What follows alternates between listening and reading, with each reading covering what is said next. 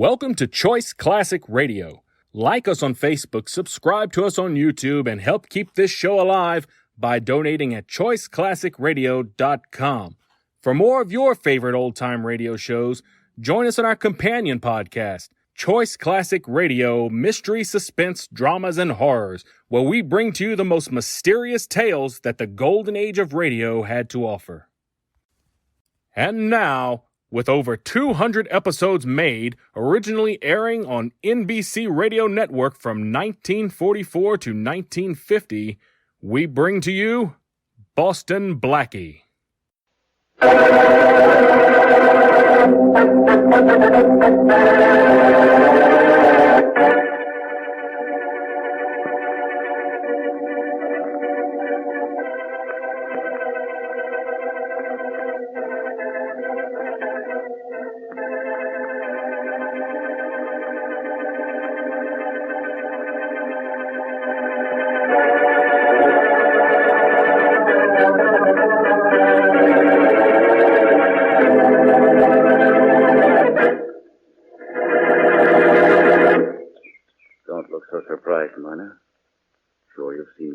In my hand before. Harry, why are you pointing it at me? Sort of rough idea. You wouldn't dare kill me. No? I think differently. Planned this for a long time, and my plans have worked out perfectly. Your plans? You know why I telephoned you to meet me at the mountain lodge? You know why I met you at the station just over here to see this view? Not to kill me, Harry. I know you're joking. But I'm not joking. Your being here like this is a sin, my lad. I'm very clever. Worked out a way to kill you will never be caught. If you kill me, Harry, you go to the electric chair. I'll go to trial. But I'll be acquitted. Just be out of your mind. I can't talk to you much longer, my darling wife. I'm away from the lodge too long. My alibi may not be as good as I want it to be. Harry, you can't kill me. You have no reason. I have all the reason in the world. I'll be rich when you die. I'll own an important business concern. I'll give you my money. I'll sign my business over to you. Don't, Harry. Don't kill me. You can have everything you want. I've got everything I want. Now.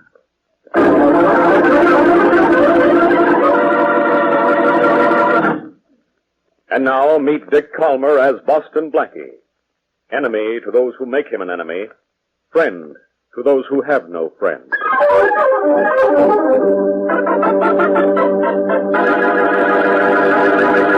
Order! Order in the court! You may proceed, Mr. Holloway. Thank you, Your Honor. To continue, ladies and gentlemen of the jury.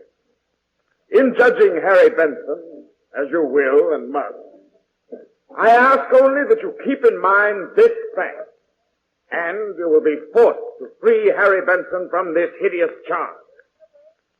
Police have established that Mrs. Benson died in the city, died from a bullet in her heart. You will remember, the weapon was still in her hand when she was found in her apartment around noon on a Tuesday. That Tuesday, as on the Sunday and Monday before and the day following, according to the testimony of 4 reputable witnesses, Harry Benson was at Mountain Lodge, 330 miles from the scene of his wife's death. If there's another such disturbance, I shall order this courtroom to be cleared. Proceed, Mr. Holloway. Thank you, Your Honor. To continue, ladies and gentlemen of the jury, Mrs. Benson had reason to take her own life. You have seen evidence in the form of letters written by the dead woman 2 days before her death that proved she was despondent over her mother's recent passing.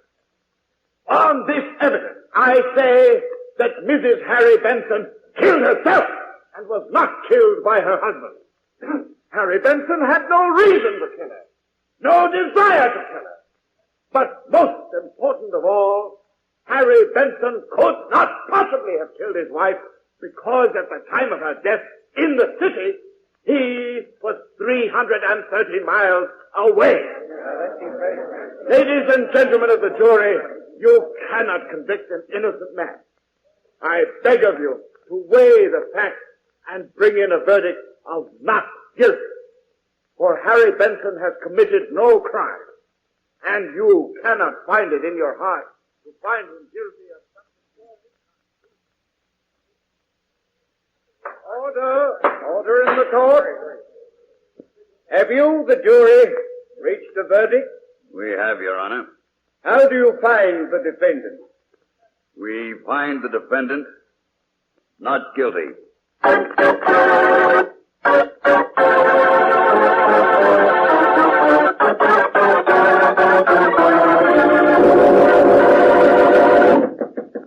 Come in.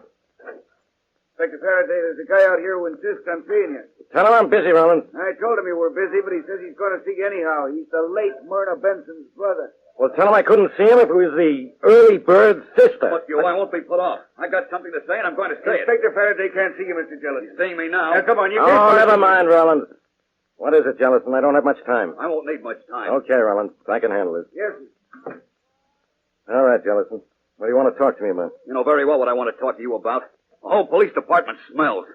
I know that Harry Benson killed my sister. I know she didn't kill herself. I want something done about it. Now, look, Jellison. I think that Harry Benson killed your sister. I feel she didn't kill herself. But there's nothing I can do about it. You can send him to the chair for murder. I tried that. The DA tried that. The courts tried that. But the jury said he wasn't guilty. And that's your fault. If you'd had enough evidence against him, the jury would have convicted him. We had all the evidence we could find, and that was plenty. But it didn't add up to proof. Then find more evidence. You know he did it. Why can't you get more evidence and try him again? We can find more evidence, maybe. But we can't bring him to trial again. With more evidence? Of course you can. No, Jellison. Once a man is tried and found innocent, he can never be tried for the same crime again. You mean he's free for good? That's the law, Jellison. There's nothing I can do about it. You mean there's nothing you will do? There's nothing I can do. Well, I can do something. In fact, I can do plenty. Now be careful, Jellison. Careful? How careful have you been? Thanks to you, my sister's killer goes free. But he won't stay free. I'm going to make him pay for what he's done. Now, don't be a fool. Call me whatever you like. If the law won't punish Harry Benson, I'll take care of him myself.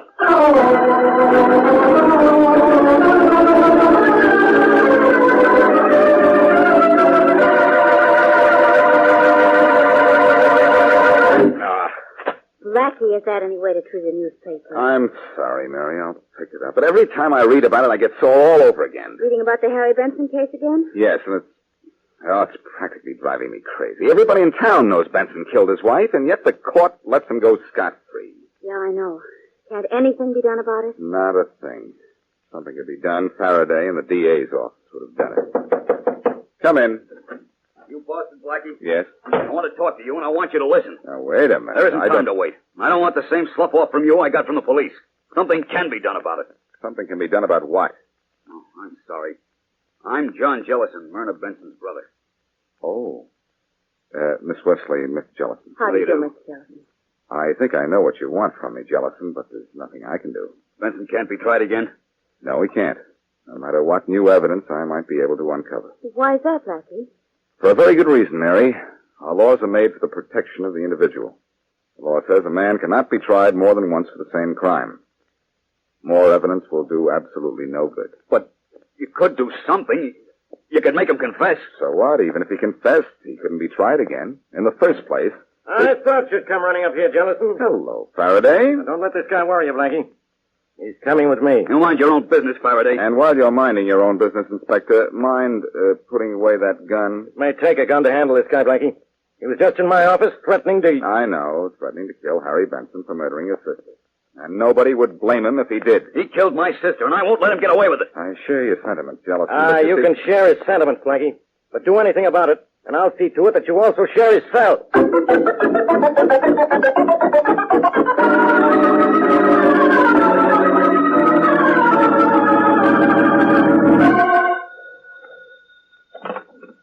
Hello? Mr. Benson, this is Jones at the office. Oh, yes, Jones. I was just about to call you. I won't be down today. All right, sir, but there are several contracts Mrs. Benson was diggering for just before her death that came through today.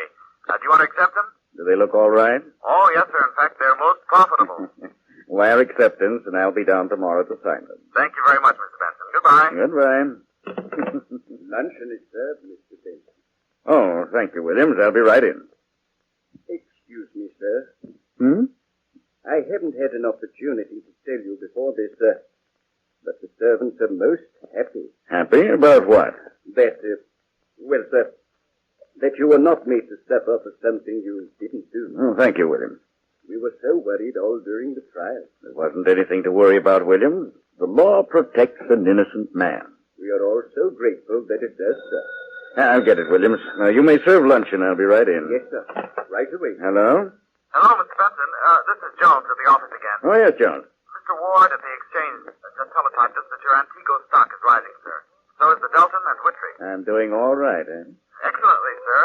He advises buying more if you can. Tell Ward I leave that up to him. I don't have all the money in the world, but at the rate I'm going, I'll have it someday. You're a very lucky man, Mr. Benson. Lucky? I don't think so, Jones. Smart is the word. And you don't know how smart.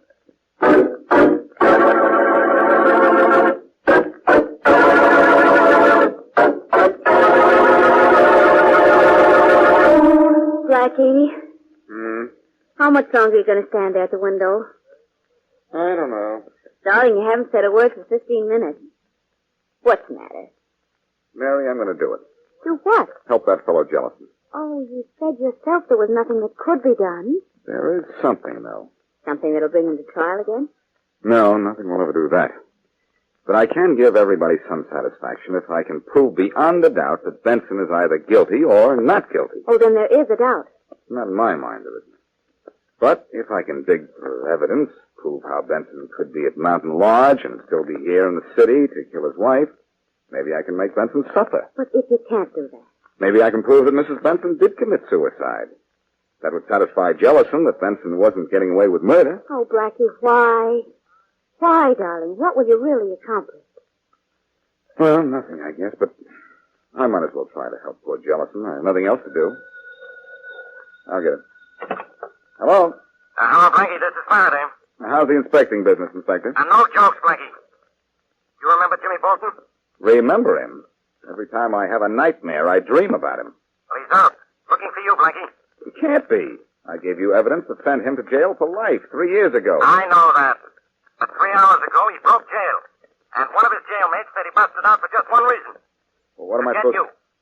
What am I supposed to do about it, Faraday? Call a cop? Now, look, wise guy. Jimmy Bolton went to prison for killing one of his best friends. So he won't think anything of killing one of his worst enemies. You.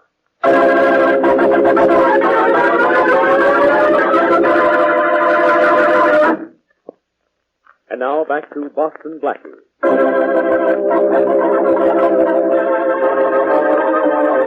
Harry Benson murders his wife, but he plans the murder so cleverly that when he is brought to trial, he is acquitted. And the law states that once a man is tried and acquitted, even evidence that later proves his guilt cannot be used against him.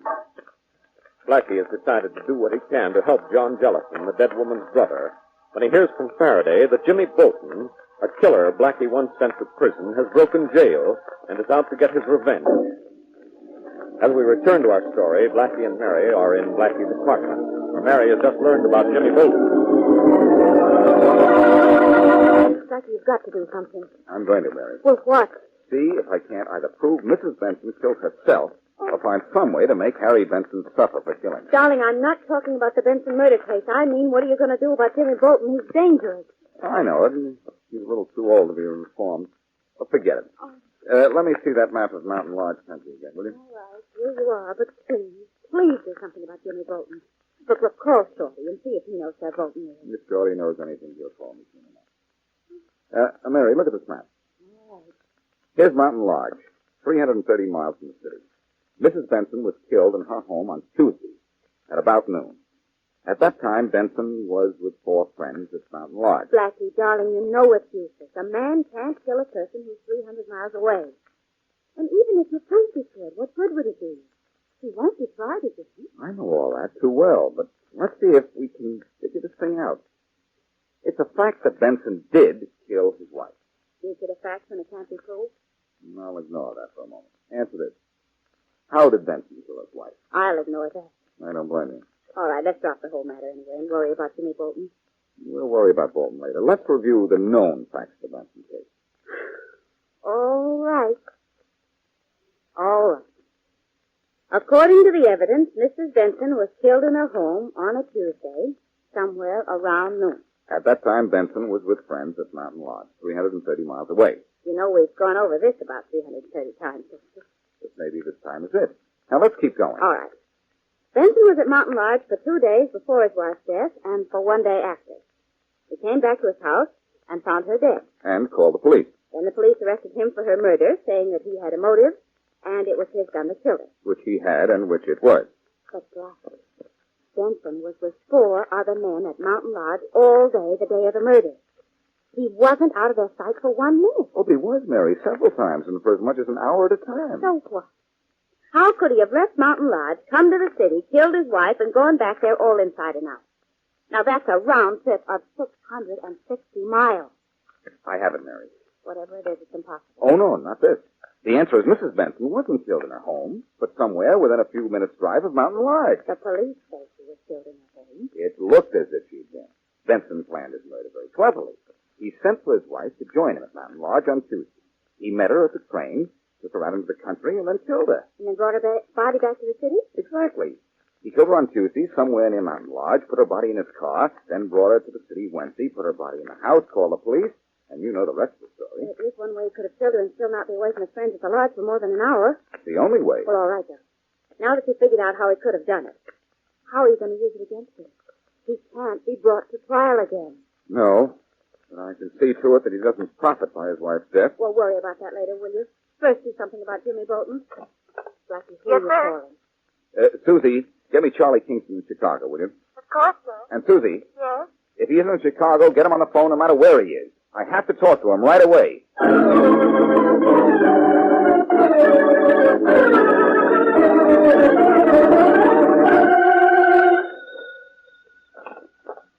Hello? Mr. Benson, this is Jones at the office. You sound unhappy, Jones. What's the matter? Contracts coming in too fast? Mr.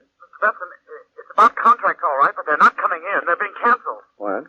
We've had 11 definite cancellations in the last hour. Our steadiest customers are withdrawing all their orders. What's the matter? I don't know, sir. Well, don't let them cancel. Well, there's no way to hold them to their contracts, sir. They've got cancellation clauses. All their orders are being stopped quite legally. Well, don't do anything, Jones. I'll be right down. Yes, sir. Williams! Williams! Williams! What's the matter with my servants? I have 5 of them. I haven't seen one of them for 2 hours. Williams! You were calling me, Mr. Benson? Yes. Tell Harry to get my car. I have to go down to the office. I'm sorry, sir, but the chauffeur is no longer with us. Huh? All right, then tell Jack to bring my car around. Jack is no longer here either, Mr. Benson. Okay, then you get it. I'm sorry, sir, but I'm leaving too. In fact, sir, all the servants have gone. You all left me. Why? Shall we say, to keep more profitable employment, sir? That's not the reason, and you know it. Williams, you can't leave me. You... I'm very sorry, sir.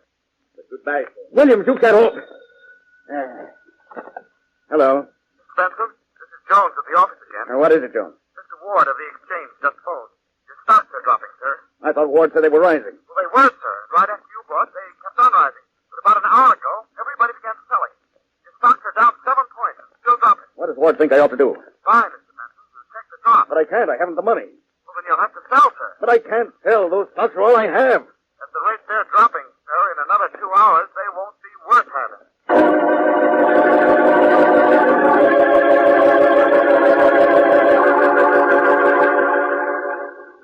I won't take you up to your apartment, Mary.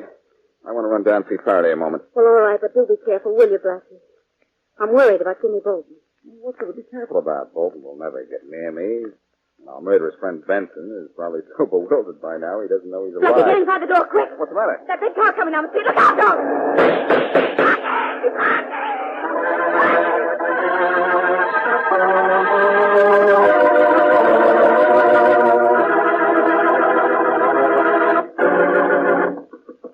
Yeah? What do you want in my office, Miss Wesley? Blackie's not here. Inspector, Jimmy Bolton just shot us last week. Where's Blackie? Where'd they take him? He wasn't here. Oh. Well, that's too bad. Inspector, listen, I'm not Blackie. You don't have to pretend to me.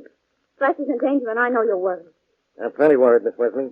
Bolton's a cold-blooded murderer. He's out to shoot Blackie or anybody who gets in his way. Well, can't you do something? Well, I've got half the force looking for Bolton now. Where is Blackie? In his apartment. He promised to stay there until Bolton's caught, but he won't. I know he won't. Okay, look. You call Blackie every few minutes if you have to, Miss Wesley. Anything to keep him there. I'll get Bolton. How? I don't know how, but I'll get him, Miss Wesley. I'll get him. I'm sure you will, Inspector, but please get him before he gets Blackie.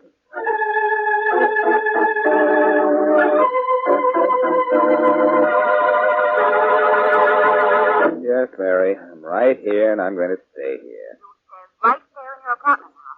And not even go out into the hall? Look, what is this? There's only one person after me, not a whole army. Charlie, I don't care. Now you stay right where you are. I promised I would, didn't I? There's someone at the door, Mary. Probably the boy with some magazines I ordered. I'll call you back. All right. Bye. Come in. Well, this is a surprise. Unless newspaper photographs make you look like someone else, you're Harry Benson. I'm Harry Benson. You're Harry Benson, but there's not much all right about you. Blackie, I just found out something about you I don't like. Oh, you've come here to flatter me, have you? Is there just one thing you don't like about me? Two things. You and your friend, Charlie Kingston. Oh, I see. You've heard from Charlie. Indirectly. Great guy, Charlie Kingston. He's the only man I know who can do things indirectly and get direct results. I'm not here to talk about the results. I'm here to talk about you. Because you put Kingston up to what he did. I checked and it all traces back to you. What are you trying to do to me, Blackie? Trying, Benson? You've ruined me. I don't think you can prove that any more than the police can prove you murdered your wife. The law says I'm an innocent man, yet you choose to persecute me in your own way. Blackie, what do you expect to gain? This. What's this getting you? It's not getting me, Benson. It's getting you. Hey, you think I'll crack? You think you can hound me with troubles, ruin my business, turn my employees and then my friends against me? Make me feel alone, suspected, and hunted? You want me to be afraid? You want me to go out of my mind? You're not especially. Well, I won't. Nothing you can do to me can make any difference. Making a difference already, isn't it? You came in here rather calmly. Now you're getting excited. All right. Maybe I do have something to be excited about, but so have you. You leave me alone, do you hear? I'll get even with you. Better start now, then. You have a lot of catching up to do. I'll catch up. Don't expect me to wait for you. I have other things in line to do to you before I'm finished. And maybe one of them is to beat you to a pulp. You so much inside me, Blackie. I know. You'll pull a gun out. Put it away, then. You don't commit murders that can be traced to you. I'm not going to kill her, don't worry. Do I look like a worrying type? Look, you can't gain anything by what you've done to me or what you plan on doing.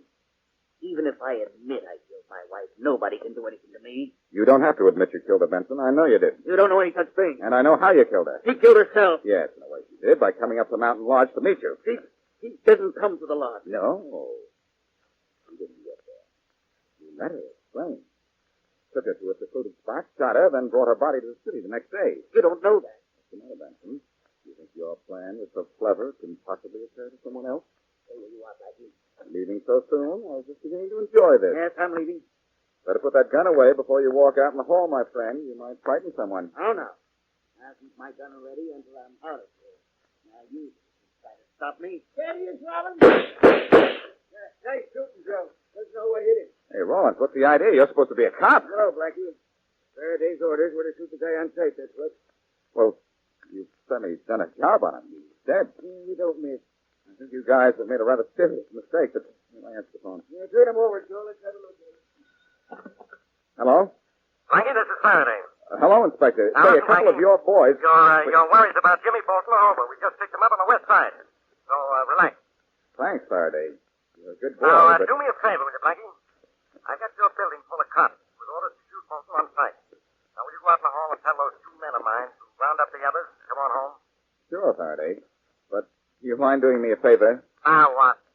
Reserve a slab in the morgue. Your men just shot and killed Harry Benson. It was an accident, Faraday, and accidents will happen. But this time the accident happened to the right guy.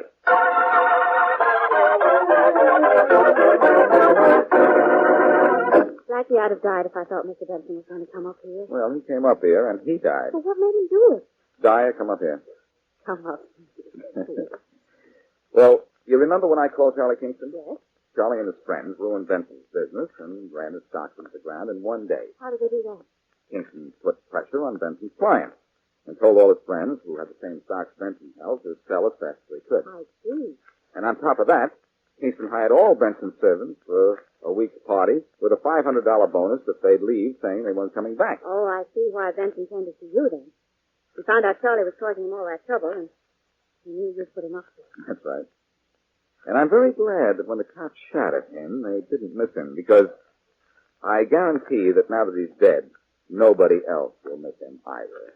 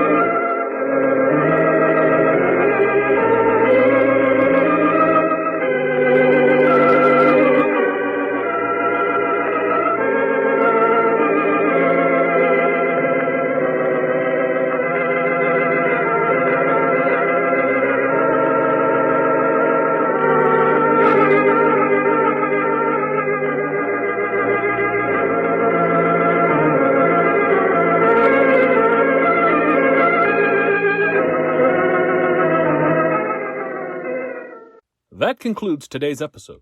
We'd like to thank you and remind you to donate at choiceclassicradio.com. Remember, your donations make episodes like this possible.